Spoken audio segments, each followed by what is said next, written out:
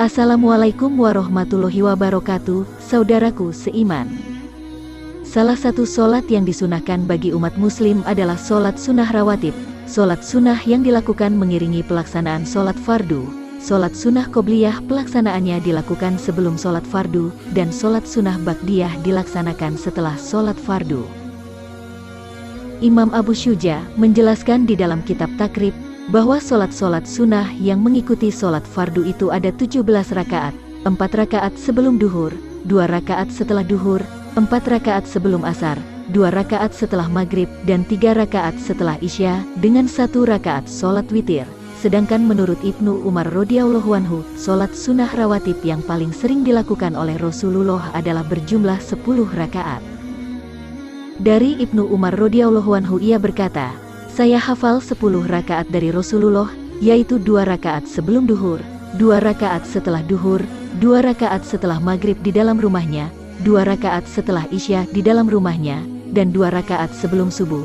Itulah waktu aku tidak bertamu kepada Rasulullah. Hadis riwayat Bukhari.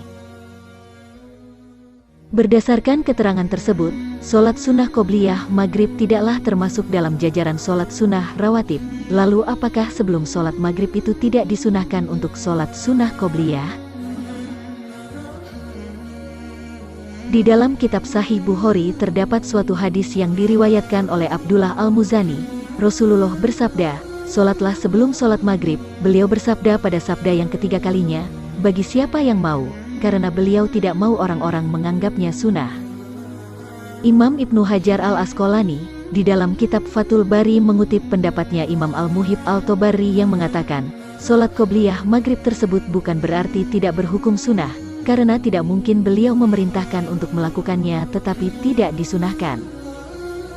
Dari Abdullah bin Mughaffal Al-Muzani dia berkata, Rasulullah bersabda, di antara setiap 2 azan dan iqamah itu ada solat sunnah. Beliau mengulanginya hingga 3 kali. Dan pada kali yang ketiga beliau bersabda, bagi siapa saja yang mau mengerjakannya. Hadis riwayat Bukhari nomor 588, dan Muslim nomor 1384. Hadis ini adalah dalil yang kuat tentang kesunahan solat qobliyah maghrib.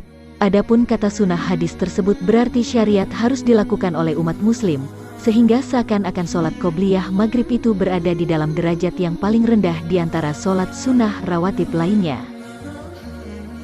Oleh karena itu, ulama mazhab Syafi'i tidak memasukkannya di dalam jajaran solat sunnah rawatib. Selain itu solat qobliyah maghrib juga bukan termasuk solat rawatib yang selalu dijalankan oleh Rasulullah. Berdasarkan dari semua penjelasan tersebut, maka dapat disimpulkan bahwa solat qobliyah maghrib adalah berhukum sunnah, namun bukan termasuk solat yang sering dijalankan oleh Rasulullah. Adapun sahabat Rasulullah yang sering solat sunnah qobliyah maghrib pada zaman Nabi adalah Uqbah bin Amir al-Juhani, sebagaimana yang telah disampaikan oleh Marsad bin Abdillah al-Yazani. Aku mendatangi Uqbah bin Amir al-Juhani, lalu aku berkata, sungguh aku kagum denganmu dari Bani Tamim yang selalu solat 2 rakaat sebelum solat maghrib. Kemudian ia menjawab, sungguh aku dahulu selalu melakukannya pada masa Rasulullah. Aku bertanya, lalu mengapa engkau meninggalkannya sekarang? Sekarang aku sibuk, jawabnya. Hadis riwayat Bukhari. Jawaban Uqbah yang tidak melakukan solat sunnah qobliyah maghrib, bukan berarti solat tersebut tidak berhukum sunnah setelah itu, melainkan karena ia sibuk sehingga tidak sempat melaksanakannya lagi.